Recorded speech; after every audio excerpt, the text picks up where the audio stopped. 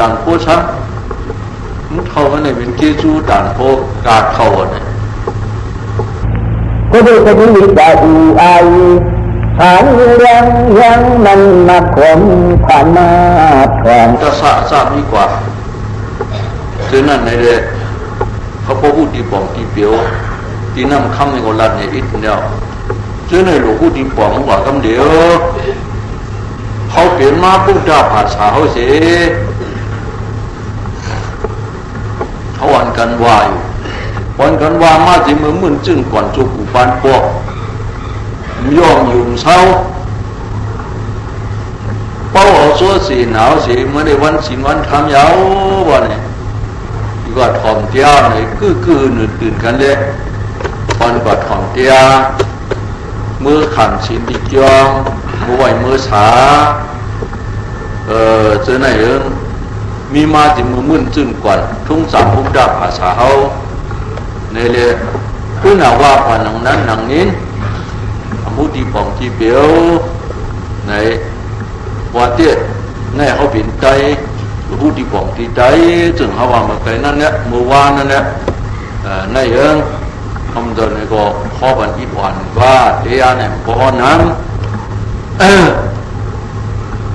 ที่ใครเอาจึงนาฬิกาเขาข้องมันวานนั่นนะนาฬิกาเขาก็เหมือนกาฟ้าทั้งเขาของเขามันจะว่าบางทีก็ต้องดีบางทีก็ไม่ต้องดีกับคนนั้นก็เป็นนั้นเนี่ยอันแล้วเนี่ยจึงกลุ่มโดมแอบเจอไหนอภาษากายกรรมวสีกรรมมโนกรรมเจอเด็กไว้ในนั้นก่อนแล้วน้าโมตัสสะโมไปพาริจาวะบุษันเรนังกิสามิธรรมันเรนังกิสามิดังเรนังกิสามิตุเดียมิตาเดียมปีนัทคำสรณภูมิสามปาธรรมะปานิปานาธิปาดาขึ้นนั้นเป็นคำสรณภูมิห้าปาจึงเนี่ยอยู่เขาปองเจ้าปองก็ปองเจ้านี่ก็มีน้ำก็อันนั้นปองเจ้าก็ทำมีน้ำหนังเก่าหนังมันดีปองเจ้าว่าเพราะกายกรรมวสีกรรมมโนกรรมย้อนขันมาฆ่าพวกเราเจอมาผิดเปียกนะกายกรรมวสีกรรมมโนกรรมสักสักอย่างนะไปข้ออังรูปพูดไปในกรรมนิขากายกรรมตัวพิษสามเบื้องวจีกรรมโซพิษสี่เบื้องนอกกรรมเจอพิษสามเบื้องเดี๋ยวนั้นเนี่ยตะกะเขาได้ใกล้เพียกันหัวนะกายกรรมตัวพิษสามเบื้องนั้นปานาที่ปัดเอาเบื้องได้จริงงานลองลักคู่ของเบิร์ดการมีสู้ลองเปลี่ยนมาพิษแผลผู้สุนาเฮินเบิร์ดมีไว้จึงนั้นพวกเปิงพิษมันเป็นผู้เสด็จละพวกเปิงพิษจ้างกำมันปันเกียนมันเป็นสู้เสด็จละกายกรรมสามเบิงวจีกรรมสี่เบิงมุขสาวดาพรุกสาวดาวิตุนาวาธรรมปารภาวาสาวจีกรรมในพิษที่สุดนั้นทำสี่เบิงมุขสาวดาเป็นเดินเบิดพรุกสาวดายามทางห้องละสืบกมุตัวได้สร้างมีกว่าทั้งสร้างหลายวิตุนาวาสาเกี่ยวเปียชอหลีแล้วทำว่าป้าป้าวาสาลัดลินลัดโลลัดความจริงชิ้นความย่ำช้ำเยี่ยนักปฏิญาณเนี่ยนั่นความเยี่ยนาทิเปมีนั่นเลยความเพียรความกดนี่ว่ามีนั่นเพราะในเดินเป็นชื่อว่ามันเป็นวสีการพิธีชมนั้นทำสี่เบื้องนับมโนการสามเบื้องสาภิกษาจะเปียบดามิกษาดิทิอภิกษาชิกิเหตาเบิดว่ามันมีเยอะใครมันเป็นของมันหันเบิ้ลซึ่งนั้นหันของเบิ้ลใครมันเป็นของมันเบิ้ลแค่เบิ้ลหันหลีเกี่ยวมันใครหันหลีให้เบิ้ลเบิ้ลหันก็หันขันยิ้มยันปีญาซาหันเกี่ยวมันใครก็ใครขันเบี้ยงเบิ้ลเสียเลยชิกิเหตาเบิ้ลซามีกว่านั้นซื้อกับวันนั้นไม่เจออภิกษาเจอเปียบดาเคยเบิ้ลลูกเคยเบิ้ลชุ่มเคยเบิ้ลได้เจอตัวสาวพูดออกการงานโหนแบบไว้นั่นจะเจอแบบประดับนิสาติที่มูซับดูใจเอาพิษเอาเปิลทางพิษทางเปิลวันไหนเป็นเจ้าพิษชาเจ้าพิษเจ้าแบบประดับเจ้านิสาติที่เจ้าพิษเจ้าเปิลเอาพิษเอาเปิลยุ่งเลยวันละ อันความเป็นตัวอันนิจจานั้นถังเป็นนิจจาอยู่อันความเป็นทุกข์มันถังเป็นสุขข้าอยู่อันความเป็นตัวสุขข้ามันถังเป็นทุกข์ข้าอยู่คัดพังซึ่งนั้นพระเป็นตัวมันเจมันมามันเจอยู่อันดีตัวความตัวอสุภามันมาสุภาดีด้วยที่ไหนน่าสายมันถังเป็นซึ่งนั้นมันไหนเรื่องเป็นมิจฉาทิฏฐิกว่าเขาเนี่ยก็พูดเลยเป็นมาพิเพียงมาซึ่งนั้นพูดเลยเป็นมาพิเพียงมาซึ่งนั้นยาเพราะไหนพวกเป็นละหุกรรมนั้นชื่อว่ามาในเพราะไหนซึ่งกันตัวเนี่ยอาเปียนหายได้อยู่อ่ะพวกกระรูกรรมเด็กกันตัวก็คือว่าอันหายได้ลองคิดเพียงนะแต่ยาขับวจีกรรมมันว่าการนะการรู้ซ้ำยังนะ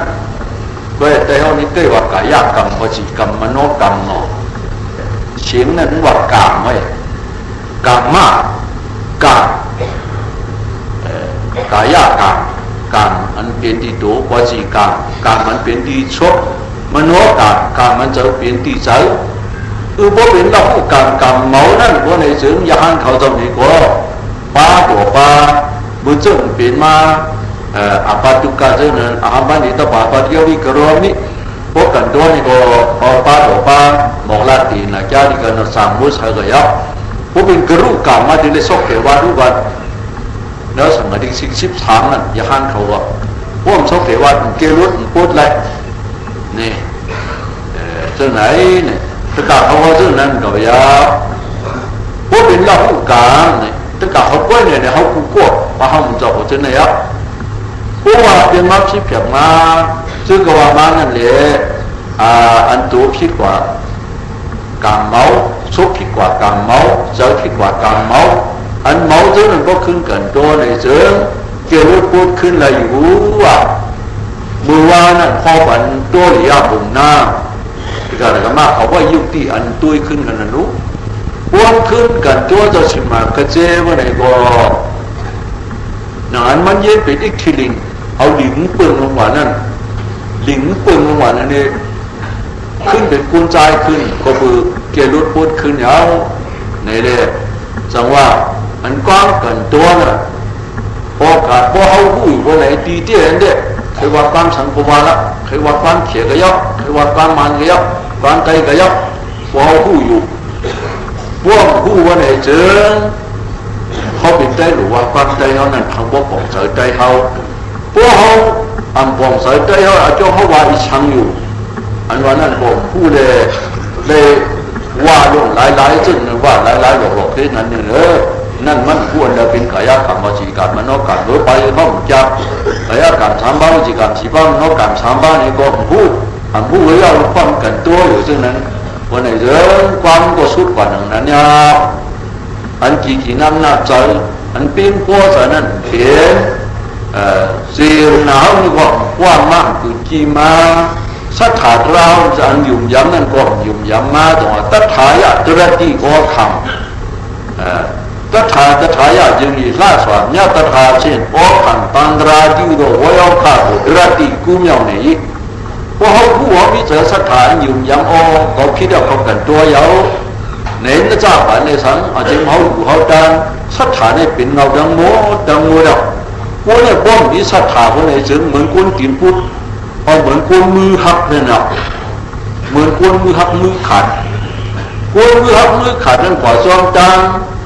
ขวาหันเตรียมข้ามหนุนตัวว่างหูที่กลางจางนี่ก็จะเกี่ยวกับผมจางแล้วก็มีมือเลยจะเกี่ยวกับผมจางปล่อยตัวมันลงมาตีนเอามันเดี๋ยวตีนกี่แบบผมไรปล่อยตัวลงมาซุกกาแบบผมจางเหมือนนั้นเนี่ยว่าการนี้กู้ส่วนไหนดังสิ้นให้มันบอกว่าเป็นมาหายเตี้ยๆผมมีสถานยุ่งยากการอาจุจองดีๆอัดเปียอันจ้าอาจุอันดียุ่งยากดีงามพวกประเทศอาจองอาจุเดี๋ยวได้เปลี่ยนเอาคือนั่นเป็นสถานสิ่งเสียงแต่ว่าตัทายะตระติโอคังตัทายะตระติโอคังวิริยนะอันนาเวพวกมีวิริยะยังขัดใจเหตุผลนี่ก็ตมุกเดียลงนั่น สามกเดียอันเป็นอัปเปียดงตีเนื้อตูเนื้อเสาๆก่อนนั้นที่กิรุตพุทธกว่าที่อยากคำพูดอะไรอยู่เพื่อนอะไรหน่อยดูหูว่าเขาผู้คอมันว่าในเสือสถาว่ากว้างมาปืดมากี่มาสิได้อยู่ยามาโอก็ในเขาจีนับจะก็กันตัวยาวๆเลยไว้เลยสายยาวๆก็เลยตีนักขันตีนักย้ายมือหน้าก็หังเป็นเทียงยาวอันว่าจึงพายหันก็ลงยหันพายกุ้นก็ลงกุ้นอันเขาผู้นั้นว่าในจึงมีอายุว่าผู้ก็มีดังสื่อถ่อมละลายจึงนั่นเองนั่นอายุยาวเนี่ยมีอายุเนี่ยมีอินะตัวมีห้าปากมือยังนั้นถ่อมเตี้ยเจ้าอะไรพวกราอื่นนั้นมีห้าปากนั้นผู้สังอิดไว้กับใจเขายุ่งจีถ่อมเตี้ยซึ่งนั่นนี่เลยสินทุกเลยผู้เป็นผีเป็นห้าปากนั่นเดี๋ยวไหนเจ้าจะนั้นมีอยู่อายุเด้เวลาที่เขาเดินยากันในทางนั้นก็จะมาโซนเป็นมาตุเดียเพราะว่านั่นเลยทางในไรพวกผู้ที่ฟ้องอายุนั้นปัญหาที่เป็นนักโซหากันนักเป็นมาโซงาชัดอะไรนั้นเพราะนั้นตุเดียว่าปัญญาเดียเพราะว่าแต่ตุเดียเป็นมาจัดในจันนับจัดหรือผู้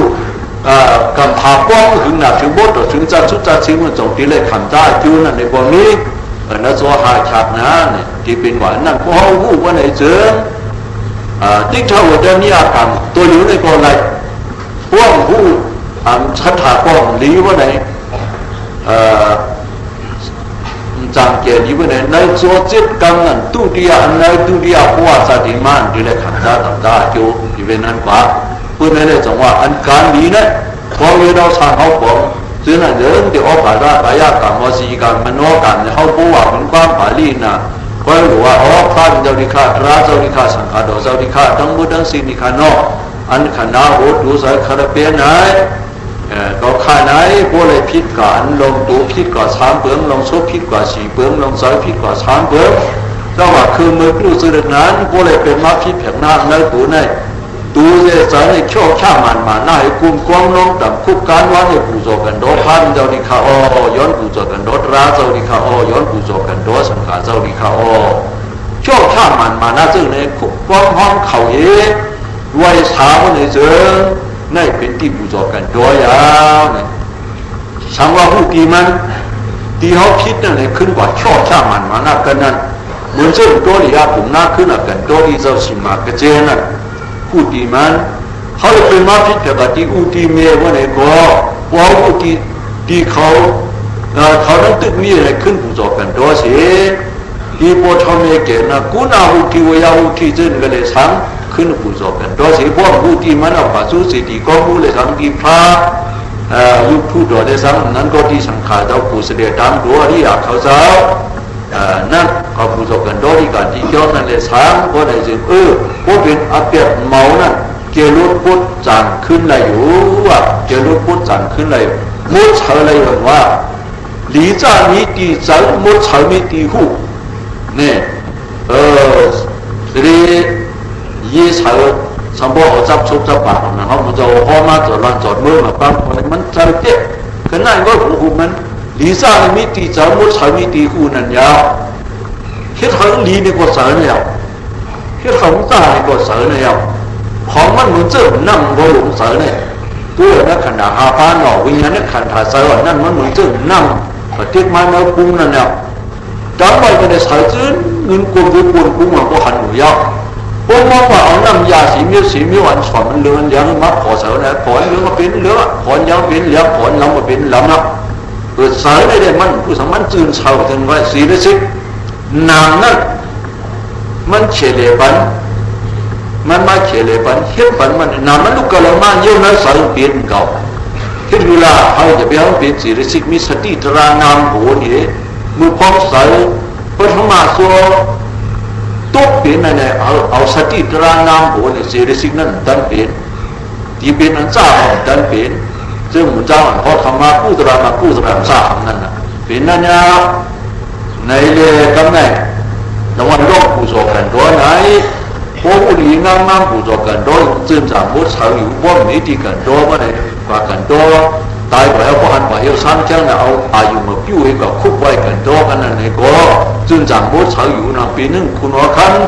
อาสาดาสาดาคุณหัวขันอาสาดาสาดในดาบหน้าเขาอูมันปีสาระมันเป็นโซดาปานเฮเล่แล้วสามกูนอนเพี้ยกว่าเสียวเมื่อมันอูมันตายมันก็เหลียวมันมีมาลูกชายของก็ลูกชายของก็มามันนำหักหนามันนำถามเมียมันเมียมืออ้วเมื่อเขาขัดเปิดมาหนึ่งสองอ้วสองหักซึ่งเขาขาหักลูกบัวขาในขานี่บ่งช้างมาหักในไอมือเก้อเนี่ยว่าด้วยละเนื้อย่างการนั่นเนาะไอมือเก้อเนี่ยว่าบ่งช้างมาได้ก็นี่มือมาได้เป็นหัวเดินในอูมาขวมเยอะเลยเดี๋ยวนำบดเจ็บเนื้อซุปอื่นกินผัดคายแบบตัวมาบนนอนรับกว่าเนี่ยอูมาหักเนื้อแต่ไล่มาดึงเบอร์ให้เป่าอูมาตายเนี่ยน้ำตาลก็อยากจุกอ่ะทีนั้นเป็นกุ๊กซ่าลงเนาะไหนเอากันไหมจากว่าตู้ที่ไปอยู่สร้างเคียงอูมันปีสาระมันนั่นเดียวพากันตัวกันนั่นนะเชี่ยวชาญมันมานั่นก็กันตัวกันนั่นเดียวว่ากันตัวยาวเห็นมาอยู่สังเกตว่ามันกันตัวอูมันนั้นว่าในถึงโลหะปุ่มผีก้อยกองกาเอาวิธีคนทุมมันมีตกถึงแล้วอาสาดาสัตว์นั่นก็เบอร์กันตัวกันนั่นเนี่ยเชี่ยวชาญมันมาน่าใจถือจะออกนี่นะกันไอ้ก็เลยเป็นการดีnóก็ดีเพื่อเนี่ยสังเกตมา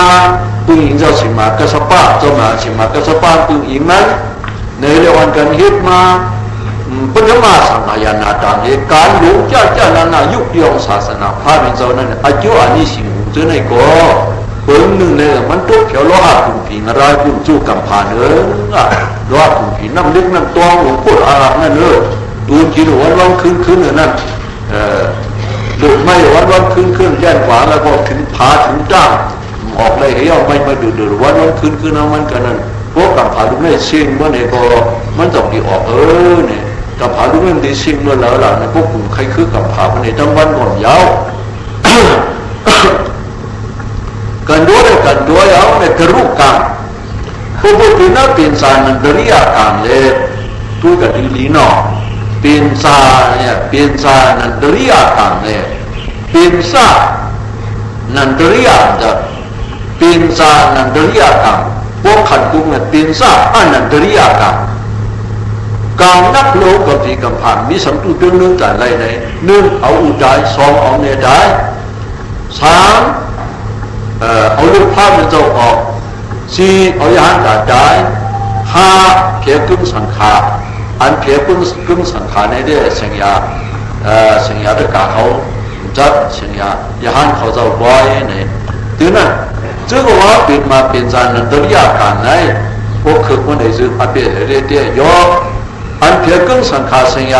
这卡好在那个不啊嘞，现年的上卡呢，就把那种讲古不嘛变远呢，就讲咱了就讲好，完了呢，ขึ้นจองจังเลยขึ้นจองหอเมื่อถูกทอมสีหูคุณนังปองฮอดรามนขึ้นจองหอขึ้นจองจังเมื่อทอมสีหูปีหูยานฮอดราขอเพิ่มลงเกี่ยเสียชอมดีอาหารสังขารเขาไหนเนาะว่าเขาว่าคืนว่าไหนป้านั่นย่างลีคาป้าเนี่ยย่างลีคาป้าเนี่ยเป็นนั้นนี่ไหนอาหารเขาเจ้ามันนี่ก็พิษกันนั้นหนูสำมุกฆ่าขายดีอาหารสังขารตอนนั้นป้าเนี่ยป้าอันอาชีพเนี่ยตัดราการนั้นไหวยุ่งนานเลยกันเนี่ยเคยกรรมมันกรรมลงที่กันอันนั้นก็เป็นไพ่กึ่งสังขารเนี่ยก็เลยไว้สติอันเนื้อเลยไว้สติอันหนึ่งที่เดียวว่าก็ไม่พอพิษเป็นมาพิษเกิดมาการหาบ้านเนี่ยเลยกันโดก็คือก็มุดละกันโดก็คือก็มุดละตัวเอากี่ว่าจากไหนก็ล้มอ่ะเขาเอาวิธีกดถุงปุ่นอันนี้สิ่งกลุ่มด้านนี้มันสองไฮไลท์ทุกทำผ่านไว้เราที่ว่าด้านนั้นบอกสังว่ามันได้เห็นอย่างนั้น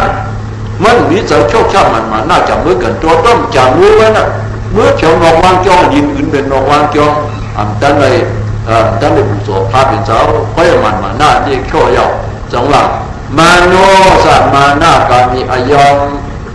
มาโนสัตมาหน้าการอาดีนาดาดานาดาเนี่ยกูยิ่งนี่เอาไม่มาทีนี้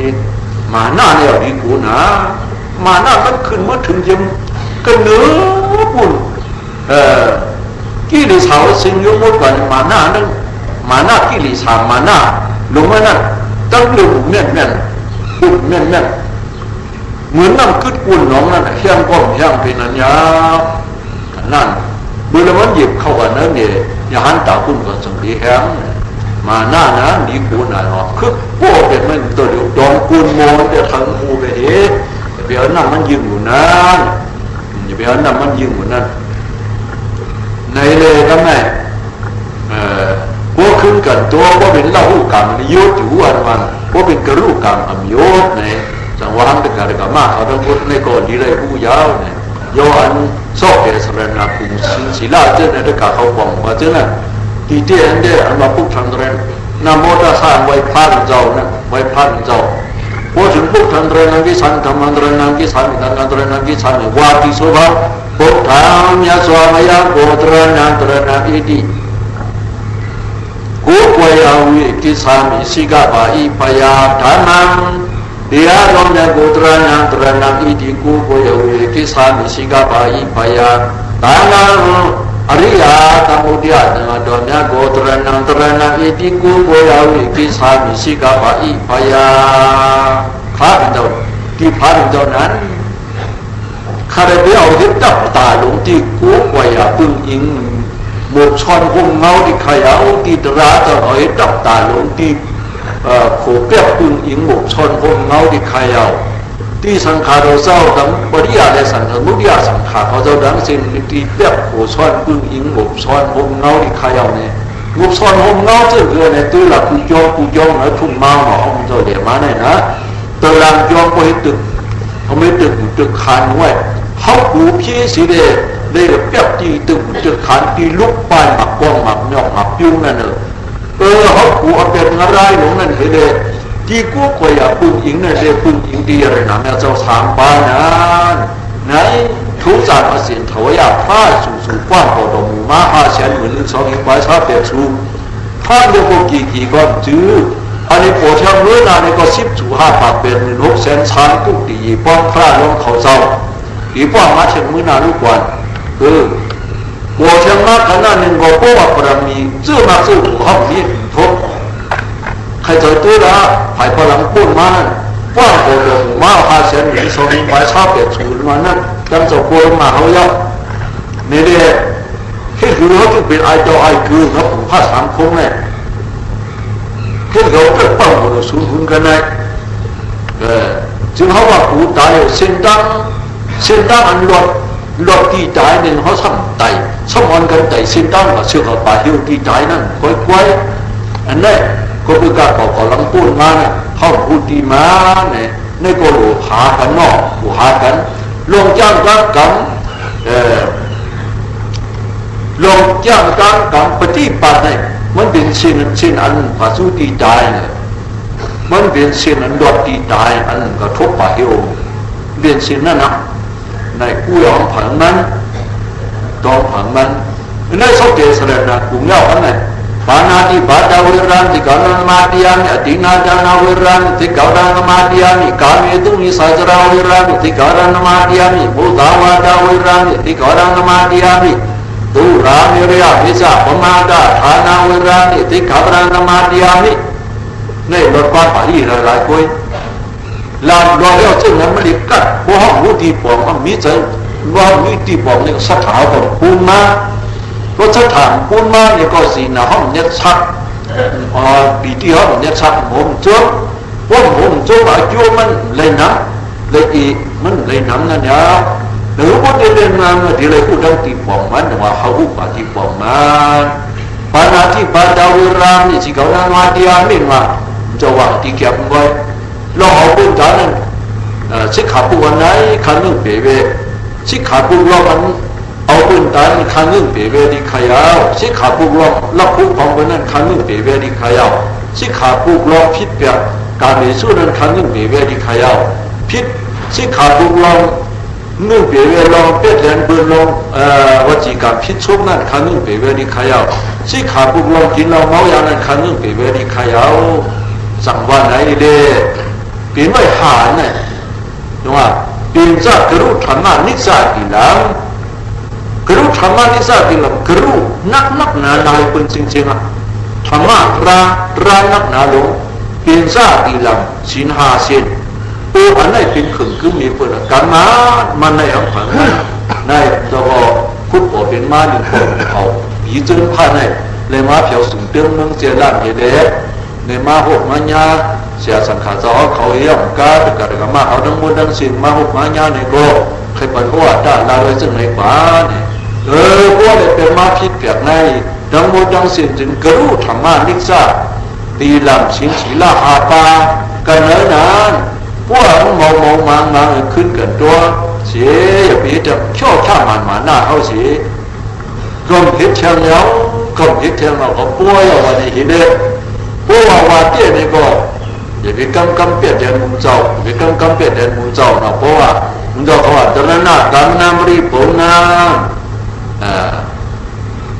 มันเนี่ยอาม่าพาทีในกลุ่มหัวเตี้ย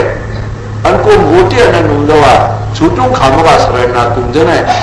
ที่จุ่มยาวสินสีละหาปานั่นที่ตื้อกำขวานมันทำอาม่าพาทีเอาได้อาม่าพาทีหักขำเขาเอาเพราะสมัยแค่ดูว่าเนี่ยเขาเปรียบมุมเจ้าเนาะเปรียบฟ้าเปรียบราเปรียบสังขารเอาเปรียบราเลยล่ะไอ้แก่อันเขาเลยว่าตีดูตีใจตีชอบบ้านนั้นอันเขาคิดเครื่องปรุงนิดคิดจากว่าเนื้อดูเนื้อจ้ามันไหนนี่เนี่ยมันกว่าสู้เสียนตายดิ๊กๆกันนั่นเส้นตั้งตายกับหุบป่าหิวดิ๊กๆเหรออันหุบป่าหิวนั้นติดจามันอันมันเจ็บว่าเจ็บมันนี่คือมันนี่ปึงเงื่อนป่าหิวกับดิ๊กๆนั่นแล้วตีนหลอดป่าหิวนั่นตีก้ามมาดิ๊กๆเหรอในสินชีละหาปาโยสำคัญแค่ในวัตถุจากอินว่าเป็นเล่าการไหนชิงว่าวัดป่าหิวอันว่านั้นเจิญเมื่อเราทับตัวปวดมากพังจะห้องนี้นั่นกุ้งเก่าอย่าหันเขาเจ้าไหนเสลียเขาเจ้านอกอย่าหันตาเขาในโกเสลียปุ่นเลยเปลี่ยนอย่าหันแต่มุกเตี้ยสังขารซึ่งเขาในแค่นาทีว่าบ่มีซึ่งจานขึ้นในโกใครขึ้นกำเดียวซึ่งใครท่าเอาจานท่ากำเดียวน้ำมึงน้ำคันกูบอกเขาเลยหันเจอเฉาเกิดน้ำมาจ้องเหมือนตลาดนะวันละสองกำวันป้าหลามึงจะบ้านมึงจะมันมันน่ะมันก็ย่อไปย่อก็มึงจะได้ซึ่งนั้นก่อนในสมุติสังขารที่ว่ามีราคาปกติมากพันเราเป็นอาหารตายเอาในก็สลายอันวันนี้มันสูงอ่ะมันยางตั้งยางแสดงว่าตั้งยางมาตัวละมันอันสุขาสำเนียนก็เลี้ยงขุนมุกขุนนั่นเนื้อจานกันเนี่ยไว้กำพองว่ามีน้ำขุนซองนี่เลี้ยงขุนมุกขุนนั่นนี่เลยอันเจ้าพุทธิราชมาเทปตื้อเราสังการนี่เนี่ยไว้ปันนี้คุบย้อนไว้ตีอาที่มันนั่นเป็นอาหารตายเอานั่นเป็นอาหารตายบอกก็จะเล่นดูก่อนนั่นจุ่มไว้เขามึงจะเจอในก็ไล่ไล่ตีอาเอามีตีอามีน้ำเอาตีอามีอีกมันจะเล่นงั้นกำพองในกรมต้นนักบ้านในบอกกำพองส่วนยามนักบ้านมันเคยลาดูดาสีนั่นนะกำพองอาสาหากุ้งเจ้าลงในก็เจ้าดาสีนั่นนะกำพองมันเคยจกเคยเวียนเคยตีนอยู่นี่ก็จะเล่นมันเขาบ้านข้าเป็นเจ้าก็เจ้าสารีปุตราบุญนาก็ปางมือตีมือดูสังการสามขืนว่ามือปางมันเจ้าตียองปางยองมือขับหัวด้านคาราเปียคาราการกระดิ่งเงินอีกคำขานในเด็กกันไหนเจ้าสารีปุตราเนี่ยจ้าจอมหลังมือห้องวันมีหนึ่งสองกันนี่มันจะเบียนคำมาไว้เบียนปุ๊บว่าบุญนานั่นว่าเจ้าอย่าห้ามบ้านนี่ที่เวียนหลังมันก็เวียนเนี่ยบ่มอยู่เช่าบ่ตื้อตั้งตีนตั้งมือสมบ่มอยู่เช่าบ่ไหนบ่ยืนนุ่งดาสีห้องเท่านั้นก็ดีอย่างพอเลยร้อยก็เลยเวียนปุ๊บว่าก็ย่าห้องแล้วก็เวียนปุ๊บป่ามันก็ว่าเขาดิ้นอยู่สังการที่มันช้ำขึ้นเขาดูว่าเขาอยู่ช้ำขึ้นไว้แล้วจะเปลี่ยนมานะเขาอยู่ช้ำขึ้นก็ยาวเนี่ยว่าเนี่ยเทียงห้องเจ้าว่าจะอะไรมีน่ะตั้งรู้ว่าเวียนจกเลี้ยงว่าไผ่ปุ่นปึ๊บตัวหรอกการเนี่ยสมัยเวียนเทียมเขารู้เขาดูพื้นไว้แล้วสารเปลี่ยนมาหุ่นงานเพราะป่าเนี่ยเจ้าสารีปุตราก็จะว่าการไม่กำมาวิปาโทสิ่งที่ยอมมาการที่หาเนี่ยมันปั่นมาเนี่ยที่คิดคือคู่อะไรกันตัวเนาะการปั่นเนี่ยปุ่มนั้นสารเปลี่ยนอะไรมันจะจอมหันยาวเนี่ยการมันจะคิดมาการวิปัสสนาการนั่นมันจะมุ่งหันยาวไอ้บ้าปีนี้ในมุ่งหันยาวใจปุ่มหน้าเป็นยังไงพวกว่าสีนั้นดูเป็นสังการสองคืนอ่ะญาติเชียงห้องนี่สองกันมันจะร่วมมาเขาไงได้ร่วมมาเท่านั้น ไปกล้าขึ้นผังไผ่ปุ่นเจ้าอยากหันกันเบอร์เกยห้องนั่นจึงเจ้าตั้งกว่าในเจ้าสมเด็จขันของกำเนิดมันรู้ว่าจึงคือดีค่าเลยมาตรการเมื่อชาติดูสังการช้างพื้นใส่สามารถดูช้องพื้นใส่สามารถดีดูพื้นไว้กำเนิดพวกโกเวนทั้งก็มาตรการดูเหตุพื้นเงาแต่หน้ามาตรการก็ดีรูปพยาวกลุ่มหน้าน่ะตุกใจแล้วตื่นนี้เลยเมื่อเพียงเพื่อนนี่ก็มุ่งดูด้านนั้นสังการช้างพื้นนี่มันจะมือข้อมันยากอะไรยากกว่าเล็กอันใครมากคืออะไรว่าอะไรเยอะลองช้างในลองแสลงจุดแสลงจุดมีแสลงเขาแสลงตั้งอย่างนั้นก็อันมันเลยกันตัวนี่ก็อาเปียอันมันเลยวานะสามันมโนกันนี่ก็ถึงดีเลยพิชังก็เอาผู้เป็นเราพูดกันในสิ่งยุทธมุดมันอยู่ยาวนี่ในเรื่องอย่างนี้การทำเนี่ยพี่ลิงเจ้าวิชาอย่าหันตารู้ราคาของพันเจ้าพี่ลิงเจ้าวิชาอย่าหันตาเนี่ยใกล้หุ่นใกล้ขู่ใกล้ลาปีตละในเรื่องนั้นนะปีตละไอ้มือไอเพี้ยอย่างดัดความจึงนั้นมันจะมีจางท่าจางลาที่นั่นก็เนี่ยในพวกนึงมันจะว่าตุ้งซ้อนออกมาแล้วเนี่ยปุ่มน้ากว่านึงลูกชายปุ่มน้าเดี๋ยวขายพิษย่างมาเดี๋ยวขายพิษช่างดีเนื้อกันมาหกเสือก็ดีกลางสิงโลอัดเนี่ยมันจะบอกผู้สาวเอาทิ้งดังกายยิงตรีเฮดีงามยางเส้นปุ่มตรีโซ่ดิเส้นปุ่มตรีกายยิงตรีทิ้งลีเลียยางโรมามาเพียวยิ้มโลกจะเลื่อมเบี้ยมันลอยตาหมื่นขึ้นเหนือโลกว่าเลยหันปุ่มหน้าก็นั่นเลยเมื่อเดี๋ยวใครจะมาไอ้มือเนี่ยนี่มันจะยางให้หนักกันออกซบกับไอ้มือมาในขั้นเดียวที่นั่นก็เนี่ยในพวกนึงมันจะว่าตุ้งซ้อนออกมาแล้วเนี่ยปุ่มน้ากว่านึงลูกชายปุ่มน้าเดี๋ยวขายพิษย่างมาเดี๋ยวขายพิษช่างดีเนื้อกันมาหกเสือก็ดีกลางสิงโลอัดเนี่ยมันจะบอกผู้สาวเอาทิ้งดังกายยิงตรีเฮดีงามยางเส้นปุ่มตรีโซ่ดิเส้นปุ่มตรีกายยิงตรีทิ้งลีเลียยางโรมามาเพียวยิ้มโลกจะเลื่อมเบี้ยมันลอยตาหมื่นขึ้นเหนือโลกว่าเลยหันปุ่มหน้าก็นั่นเลยเมื่อเดี๋ยวใครจะมาไอ้มือเนี่ยนี่มันจะยางให้หนักกันออกซบกับไอ้มือมาในขั้นเดียวลูกสัตว์เทมาถึงถ้าเขาอยากเป็นผู้มาไอ้มือของต้นวันเขาก็อย่าหันไปในวันบินหัวการบินหัวนักสาวเนี่ยกองแบบคิดช้างมาเนี่ยแล้วจอมมือทำหาเจอหันขันซ้อนทำหาเจอหันขันซ้อนป้าเนี่ยมาจังไหนเจ้าบ้านมาจึงไหนนั่นเนี่ยจังไรอายุอายุมันเลยอย่าหันมันนำหน้าลุงปู่หลายเห็นหลายชิปหลายเท้าของผู้ลุงนอก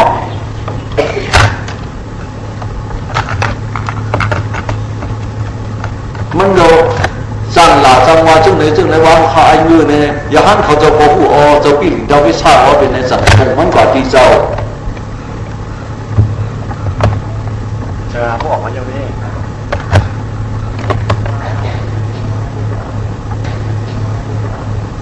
จังชงว่าที่เจ้าปีนเจ้าวิชาพวกชงว่าที่เจ้าปีนเจ้าวิชาวันนี้จะมาขึ้นกันตัวนั้นเจ้าค่ะเจ้าก็ลาลีวาวีลงกว่าการเป็นกับคาราเบียนี่ก็เขาคานี่ก็เหยี่ยวเป็นกุ้นมัดอันนั้นไอ้มือของต้นวันเอาขายบอกสหวานเอาขายไอ้มือเมื่อขายช้างไหนเราคาบองช่ำว่าอย่าหันพันวาวินหัวการเป็นขายขี้หนูก็ขาก็ลาลีวาถึงนี่เพียวกันแล้วก็ขาถอดปิดช่างเอาขาเป็นขี้หนูเป็นมดยาวขาเลยเป็นมาพิษแบบที่สองในตั้งตัวดังสายเลยเป็นมาพิษแบบนั้นย้อนผู้จบกันตัวครับกันตัวจ้อปล่อยข้างคาราเบกันนี่ความกันตัววันนั้นไว้เนาะความกันตัวมันเดินเพราะว่าคึกคำลงกันเดินหาผมเจอโชคชาติมันมาหน้าเลยพวกโชคชาติมันมาหน้าด้วยกันตัวโซบินดาวิชาแบบวันละพังละเปลี่ยนพิชาขึ้นเปลี่ยนพิชาไม่ยอมนะฉะนั้นว่าทำโอนสองพอมาพอย่างนั้นเริ่มเจอเนี่ยมันก็อะไรกันตัวเราเนี่ยนานมันจะเป็นพิชช่างขึ้นเป็นช่างเลยเราหนักอันวันเขาไปเอาข้างมาอันวันพวกจีน่าเสริมเคยเจอหันพิลิดาวิชาเขาเป็นท่านนำหนุ เขินกว่าขึ้นเพียวที่กัดเขาเหลือด้วยพิษช่างนั่นขึ้นเป็นพิษช่างเป็นมดยาวนี่ว่าเราพูดกันเนี่ยจึงจังมดเฉยอยู่ว่าจึงจังมดเฉยจังเกลได้อยู่ว่างเผิงมาจึงนั้นยาวนี่ทั้งว่าเดียหลีเดียเจ็ดเดียมันนั่นหรอหลีกว่าเดียอันหลีกว่าเดียอันหลีเนี่ยเรียกว่าขันจ้าจันจ้าวันอายุดังหลีกว่าเดียอันหลังนี้เลยเป็นมรรคที่เพียงกว่าเดียสังว่าเดียไหนมันนี่คือเรื่องมันกว่าเดียนันวังอย่าหันตาเขาจะในพวกผู้ไรอันมันนั่นยับอันมันนั่นยับพวกยุ่งเจ้าไหนพวกไหนก็การนี้อายุเนี่ยยุ่งอายุมาอายุเนี่ยเป็นอายุมันหนังกันอ่ะผมมีอายุมันมีอายุอ่ะคำพองมันเจอว่าเขามันจะว่าเนี่ยอายุอาเปียดหรือว่าในเขาเนี่ยดันมึงถึงเขากำว่านะมันเป็นอายุมันพวกมีอายุมันมีอายุเลยวันนี้ไปปองว่าเขาว่าอายุเนี่ยอาเปียดเขาว่าไหนเนี่ยวะเพราะว่าขามจ้าเนี่ยสามจ้าเนี่ยก็อันสามจ้านั่นเป็นด้านนี้ว่ะอันขามจ้าเป็นอาเปียดเขาเขียนซึ่งไหนเนี่ยนี่เอาดูสันดาลกับเอาบางทีที่อันเนี่ยพวกที่ว่าจงอายุนเดี๋ยวมีอ่ะอายุมันมีอ่ะอันอายุกว่าปันนั่นน่ะดีอ้างน่ะมันนี่คือเรื่องมันกว่าปันเปลี่ยนนั่นมันจงว่าพระเป็นเจ้าเขาเนี่ยโลกาวิดูซึ่งเด็กเขาปันนั้นย่อมกูบอกพระเป็นเจ้าต้องว่ากรรมวิปากโกสินิโยกรรมวิปากโกကုသိုလ်ကအကုသိုလ်ကတို့ရဲ့အကျိုးပေးခြင်းမျိုးကိုအစဉ်တည်းရောတာဝကမှပညာဉာဏ်ဖြင့်ဝေဖန်ပိုင်းကြမကြံစီရမကြံစီနိုင်လေသည်อันเดียวที่ว่าตามมาจอมนั่นอันเดียวจอมมันก็ปันคิดคือมันปันปีนั่นวะเนี่ยจงมีอันน่ะวนจามตัวรู้การกรรมะเขาทั้งหมดทั้งสิ้นอันนี้ว่าการดีนี่ก็พวกที่เจอมาเจอขู่ไปในพุทธเป็นยาหันตาภาษีพวกแบบขันธานี่ตายไปขันธาตายไปแล้ววันไหนกิเลสตายเป็นมือยาวอันเปลี่ยนขันธานั้นถ้าเป็นสติปัฏฐานเปลี่ยนเป็นขันธาหมดกว่าวันไหนพวกขันธานั้นหมดพักป่าไหนนี่ปั่นเสือกมาคำเดียวนี่ปั่นเสือกมาเนี่ยมันใครลึกกว่าอินกับมาทีในบอกคำพองไปปองง่ายรู้กว่าไปปองง่ายรู้กว่าอายุเดียเลยอายุเดียนะ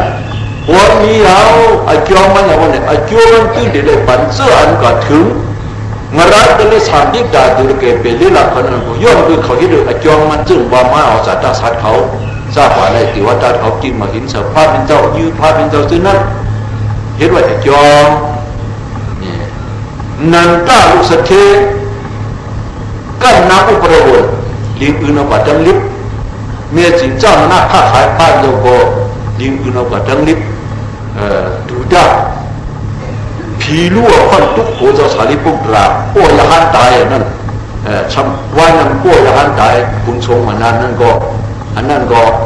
ผีอื่นกว่าลิงอื่นกว่าติวัตรก็ลิงอื่นกว่าแล้วเราพักก็พาเป็นเจ้าเป็นมาเจอนั่นที่ซ้ำมันก็ดีอาให้ลงให้หลังมันก็ปันเป็นเนาะจะว่าพาเป็นเจ้าในพันจอดคนหมดซึ่งนำอ่อนกันว่ากรุงโดนนั่นก็พังหันถึงดีๆจังไหนพังหันถึงอาจุโยอันนี้ดาวหลีบนในก็จึงเหมือนจะทำมิกาอุปาตกายราคาก็พาเป็นเจ้าทำมิกาอุปาตกายนะยุ่งยากนักถือดีพระเป็นเจ้ารักตัวเจ้าสังหารตัวเจ้าเตี้ยพวกนึงเป็นโยกเก่านะนี่จำเงินเสียจำตายกับบ้านเจ้าอย่างเขามาเป็นเก่าเขาบริถมมาสติปัฏฐานยิ่งกำรู้เนี่ยจะมาบ้านอย่างเขาเจ้าจ่อมือเผียวที่เรือนอย่างสังขารเขาเจ้านี่ก็มือล้อวันมหาสติปัฏฐานราดโดนนั้นเมื่อพ้องเราโดนมหาสติปัฏฐานราดโดนในคุณผีเขาหกกลุ่มในมาคุณพายอะไรนั่นคุณผีเขาหกกลุ่มแม่การมานิมิตกตินิมิตมันหันน่ะทำนี้เขาอุปาทการเนี่ยการนี่กรรมนามิกนี่กตินามิกมีสามอยู่มันหันชื่อเนี่ย ผีเขาลงมาปุ๊บผมไม่หิมกันเขาเกี่ยวมือจะรู้หมายยันเขาเดี๋ยวมือเขาแต่ว่าติดสายก็เดี๋ยวมือเขาอย่ามาบอกก็เดี๋ยวมือเขาเลยสู้กันเข้ากันโอนกันมั่วกันจนไหนอายุมันอันมันเขามาสติปัฏฐานยานเขาจะรวดนั่นเองยินว่ามันก็ห้ามตัดว่าเหตุที่คุณผีเจ้านั้นพวกก่อนช่วยพวกก่อนอย่าซุกพวกละเนี่ยพวกวันนั้นมันในยานเขาจะช่างทางว่าทำให้เขาปฏิการห้ามตัดโบราณอันว่าดูนั่นตัดรอดเอาไว้ในเสียลูกยิงลูกชายเจ็ดก็ลูกยิงลูกชายนั่นนะดังลูกยิงลูกชายนั่นกันไหนทุกสมัยสาวโอ้หัวในไล่กระตีนเดี่ยมเดียวดังฝ่ายพิษเอาหรือหัวในตีตายที่หรือบางอย่างเขาจะมาหลดมาสติปัฏฐานเนี่ยก็ไม่เขาจะติดหลดสมัยโปละสมัยในเขาให้กันไหนอย่างเขาจะว่าขิงหลดเดียววันนี้เขาจะจ้ามือกว่าเขาจะจ้ามือกว่าวันไหนเจอทำให้เขาว่าตะการนี่ขึ้นมือจามาตัวอย่างเขาจะนานมือว่าหัวพาภาษาช่วยอะไรไอ้เขาหัวพาโปละในอย่างเขาจะมาหลดมาสติปัฏฐานดันสุดดันช่วยหัวคำเจ้าป้อเลยเขาจะว่าขิงร้อนนี่อะไรเลยเขาจะจ้ามือไปโอ้เขาห้ามตัดเขาจะใจสู้ด้วยผีเขานั่นเองมาหิมกันมาสู้หัวหมดตั้งแต่หลุดของเตี้ยนั่นเขามาสู้หัวทั้งใจเขาเลยเขาห้ามตัดเขาหลวงวันนี้บอกอันสู้ช่วยมันจะจอมีมีใครก็เลยเมื่ออยู่ทุกสีดาผมพูดเลยเอาช่วยบอกมั่งอยู่เนื้อซ่าในมาวุดขึ้นหรือผ้ารู้วนนึกก็เอานึกก็เอาไปโอยทาโหโลยทามึงทุกสีดาปุ่นนั่นเกิดมืออยู่ทุกสีดาเอาคำใครปากคงเลยเนี่ยลูกมันนั่นจะเอาช่วยบอกให้บุญขึ้นหรือผ้าว่าบุญขึ้นหรือผ้าเนี่ยหันช่วยบอกว่าโลยทาทีมหันช่วยบอกตรงด้วยหรือผ้านั่นเนี่ยจะเหมือนจงพระเรามาเมื่อคนโอนจะบุญขึ้นผ้าในผีเขาหันช้างเขามากู้น้องหันได้ของอัดเพียนหนึ่งหมู่สั้นผ้าน้องตัวหนูคำน้องจ่าไว้นั่นนะมันก็ขึ้นเปียงนั่นนะในบทเจ้านานฉันไม่กล่าวว่าจะการหวังช่วยหรือผ้านั่นเป็นจุกสีดาสุหันหันคาวันนี้คือหัวหันคาละหันนี่กันในได้พานดาวจะห้อยมาป่าดีตัวนั้นป่าหรือดานิตาโอรันบันดีอภิปารามันดีอภิปารันดีอิโซรันบันดีความป่าดีตัวนั้นเพราะฉะนั้นดานิอันนั้นเลยสาบอกมาการดีการจ้าภายดังหลังตัวมุดังสิ่งอัตตากูก็นะยะตมิงตมาเยนายามุมันสัมฤทธิ์มาอัตตากรีกูก็นะโอรังปาดิการคำนั้นมีนั่นว่าเพราะฉะนั้นตัวเองจะเราจะเกิดทิ้งโบราณผู้อีที่หันตรงตัวเพียงมาสุนัขจันดามาอยากให้การสังเกตมันให้การอาผู้สูงนี่ก็ผมมาสุนัขจันดามันนะเต่าดามันนะเมื่อในแค่ห้องเต่าดาเนี่ยนะสุนัขเต่าดาเนี่ยนะเหตุการณ์จ้านี่ก็ผมมาสุนัขเต่าดานะหันผมมาสุนัขเต่าดาอายุดาบึ้งเมียวในเรื่องว่าสังขาดปากตินัยว่าในซึ่งนี่ว่าจอมนั่นเนี่ยว่าจอมอันมันฮิตดีฮิตเจ้าไว้นั่นเนี่ยว่าโบราณบ้านดีตัวเองเจ้าอะไรเกิดทิ้งโบราณภูมิหันเขียนตรงตัวมาสิบนาดันฐานนั่นยาวอภิปรายบ้านนี้พี่ซีเรียตัวเองเจ้าอะไรเกิดทิ้งโบราณภูมิเนียบเหมือนจุดเนียบมันเนียบติดดินนั่นเองนักออกมาหันสินาดันตาเต่าดานั่นปกเป็นมาสุนัขดันดานั่นยาวการกำมันนี่ปุ๊บดีอันนี้ดีปกมาที่โซลังบานดีล้วนโมเลยตัวเนี่ยจะละตะเกียดูถึงโบราณภูมิว่าล้วนโมเลยมาคมทมเฮที่หันปกมาสุนัขดันดาคมทมเหมือนเรือเนี่ยเหมือนเจ้านั่งเงาลอยว่ะเหมือนเจ้าเงาลอยเนี่ยไม่จำกันเยอะไว้พวกเขาวันคืนว่าดังตัวปุญญาเขาวันจำตัวเขาเลยหุ้มร้อยนั่นนะการวันเจ้าบ้านนี้เลยสันหุ้มร้อยนั่นมาสุ่มลงนั่นเนี่ยการวันคืนว่าดังตัวขึ้นนั่นเนี่ยหุ้มร้อยนั่นสุ่มลงมาที่เขานั่นห หันมาตัวนั้นนะล้วนโง่เลยตัวเนี้ยจะอะไรแต่แกดูถึงโบราณกูมีเนี่ยหันผมตัวมาตัวนั้นเนี่ยอายุเสร์อายุเสร์เขาอันนี้ยามเห็นมาการดีการจ้าทั้งหมดทั้งสิ้นนั้นพอในเสริมการกรรมนามิกเนี่ยกตินามิกเนี่ยที่หันผมเป็นมาการมันว่านั่งอย่างนั่งกล่าวที่หันมือตุ้งเฮ็ดอยู่นั้นก็เดียวว่าอ๋อเหมือนเจอมันในแต่การกรรมยิ่งใจที่นั่นอยู่เอาจะขาดทั้งหลายวันกันอยู่สีอะไรนั่นเนี่ยจะสามป้ามาตุ้งเอาคำสนนะกุ้งสามป้าเป็นเจ้าสีละห้าป้าสีวันกันเวียงเหตุของเดียวซึ่งไหนนั่นว่ามาสู้มาว่าเจ้ายังตัวอยู่ในปีเหตุการณ์แล้วมาพาดีปานาดีปาดาวรันติกาวรันมาดีอามิติมันใกล้นั่นเลยว่าเหตุการณ์มันเนี่ยเหตุการณ์มันเนี่ยการมานามิเมื่อมาตีตายมันการมานามิตึกหันการมีตึกเหตุการมานามิพวกที่ตาหันมีตึกเหตุอยู่ซึ่งไหนนั่นน่ะนั่นตาหันผมมาที่ไหนเอากตินามิมาคำว่ามันจังหอกติหาปานั่นนะโอ้ยเป็นผีนี่ก็ดีหันเยอะเลยนะปิ๊กมันห้างหอกโผล่เป็นมาเดี๋ยวเป็นกุลหลีกุลจ้าหันโผล่เป็นมาเมื่อนี่กว่าอะไรก็ได้สามปิ๊กได้ดูแลเก็บเตลีป้านี่ก็เดี๋ยวหันการจ้าลงนั่นโผล่มาหันหูหันมาหันไฟลุกลงมาขึ้นหันเป็นตีมัดตีเตียงตีชุบตีโป้ตีจับตีนั้นหันปลาหันไฟนลายพุทธ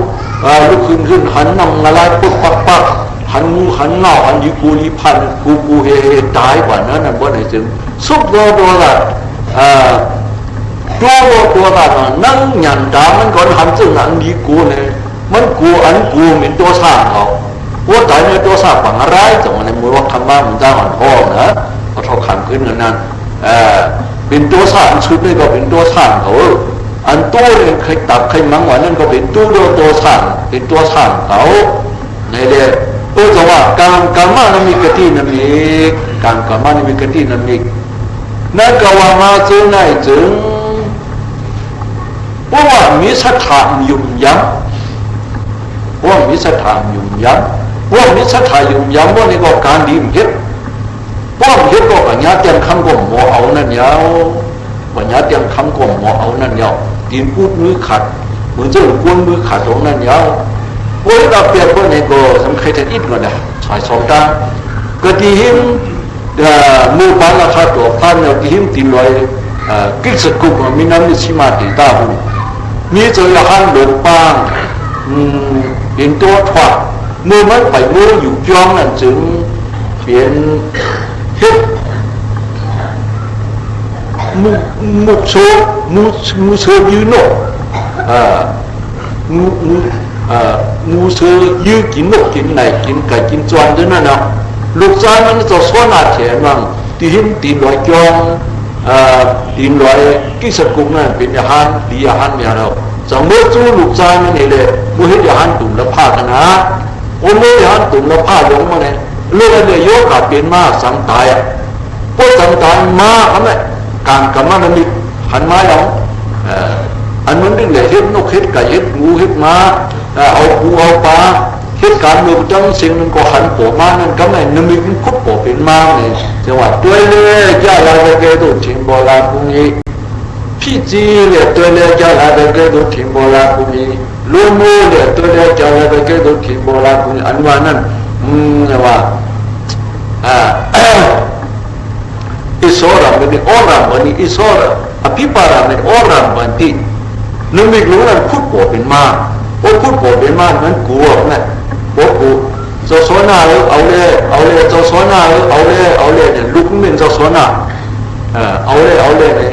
ลูกใจเจ้าสวนาเถียตะกี้หัวว่าสังลาเนี่ยดูหมาก็จะมาคุกเอาน้ำหนาพวกเพื่อนจะมาเตี้ยงก็มือสุ่มเขลาเนี่ยลูกนั้นตั้งรับเลี้ยงดิ่งมามีอย่างน้ำเหี้ยวเนี่ยโอ้เขลขาทำไมวัวดีกว่าโอ้ดีกว่าว่าใจนี้เขาขาดเขเป็นลำเป็นมุดเอามีเอาทำไมว่าในสิเอาปัญญามันกันนั่นสั่งไส้เจ้าสารเขาว่าเก็บหมอกดังในห้องว่าหมอกสังเขาว่าหมอกสังเปในดังเมืองซานเด็ดดังเมืองซานในห้องว่าหมอกสังเปในลำล้วนเนี่ยมึงในห้องว่าลำล้วนเนี่ยจะกว่าป้านั่นว่ามันเขาห้องนั้น ก็เก็บเอาหมอกสัมเปียนั้นมาสลังป้านหลวงยุบมาเนี่ยมันเยสุนาดันตาอูด้วยกันนี่อันนี้เขาหลุดพระเป็นเจ้าขนาดเขาหลุดพระเป็นเจ้าก็จะหัวจะเป็นลูกในกังเอาจะหัวจ้าอยู่กันในหลายในเอาซะในฐานะหัวข้าอายุนะหัวข้าได้ขันจ้าจังจ้ากันในขนาดวันนี้เราก็ไม่เอาจะเอาปั้นหลังหมอกมันก็จำไว้พวกปั้นหมอกก็จำไว้ว่าอยู่เย็นอยู่วันนี้อายุมันลอยไปแล้วเนี่ยจังอันมันเฮ็ดเมือกมากหันอ่ะอายุมันเปี้ยงลอยมาก็ละหันเยอะนะปิกมาข้างหัวคุดหัวเป็นมาเป็นมาหนังเอาโซหน้าเอาปากเล่มาเดี๋ยวว่าปากเล่เนี่ยลุกจะโซหน้าแถมขึ้นน่ะติหัวว่าสังหลังนี้คุณผีคุณสังเอาดูเอาโลเลี้ยงมาอันเจ้าคุณตึงมาแถมดีๆกันเลยวัดดีมาซิมสัตว์ไหนเอาปากนี่เนี่ยปากเขาอ้วด้วยลีๆล่ะเป็นไม่ใช่ขนาดนี้เขาขับปากเขาให้เขามาอะไรเป็นสังนี่กำไหนจังว่าสิกขากรวาตากัลยาณมิตรตา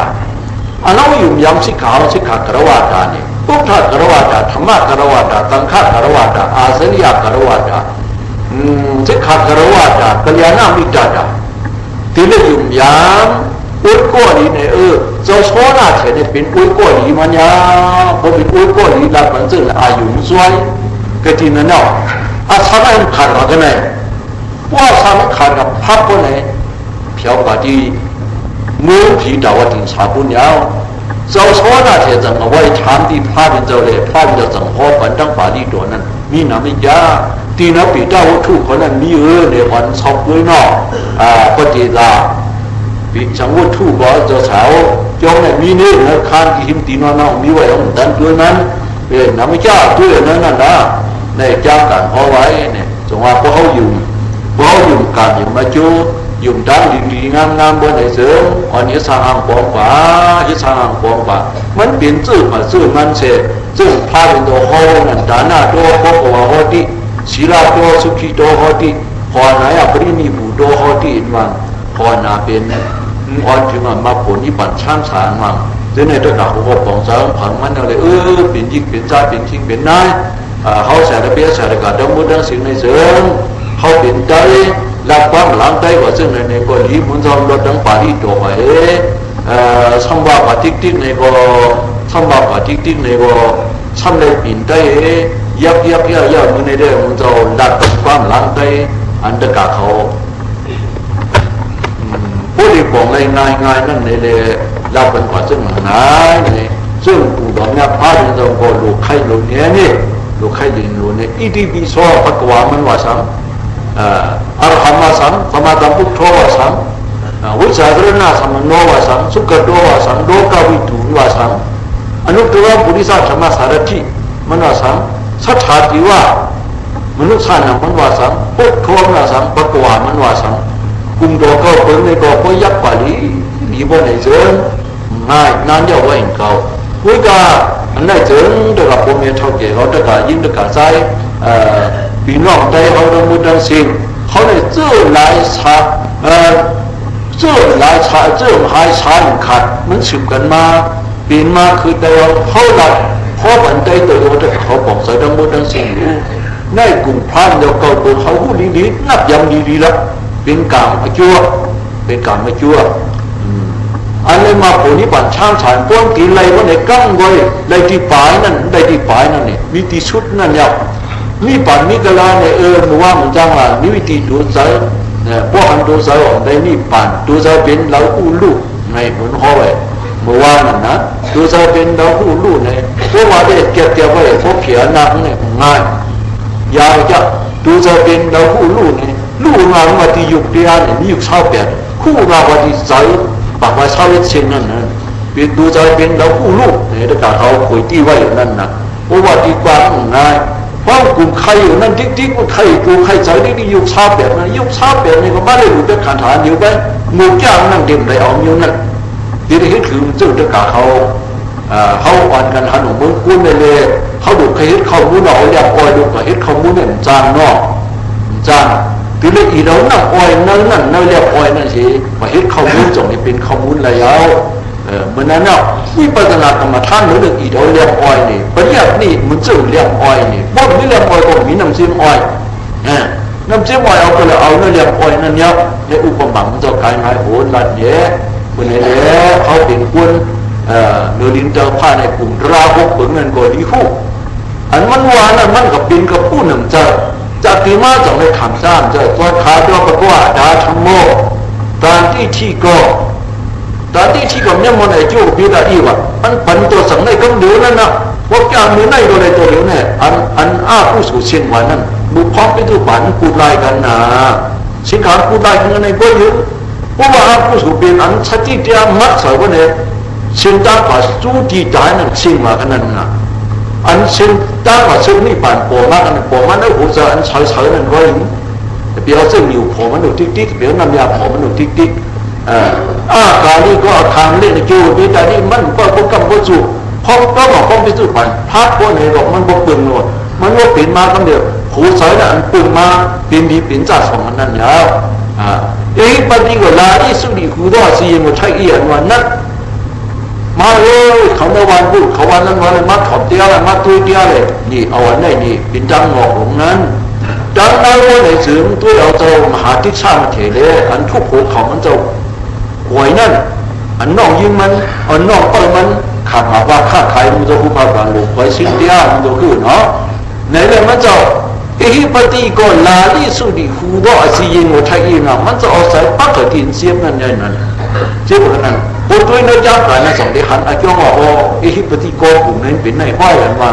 เหมือนนั้นเนาะก็กะเขาอันนั้นตัวที่คุณนังสูดกานั้นลงเขาลุกออกนั่นเลยสังอ่อนกันจ้างหน้าคำหลงนะปฏิโกว่าลาลิสุดีหูดอสิว่าใจสติเดียมันน้ำหัวมันเองก็จ้องว่าที่ยุคเดียเป็นหนังเดียเป็นก็นั่นปฏิโกกลุ่มนั่นโอ้ปัญญีก็มันจังสมบัติที่มึงผีดิ้งนี่ปานตราเนี่ยกลุ่มเดียนะเป็นจะทำโดยที่เด็กก็วิธีก่อน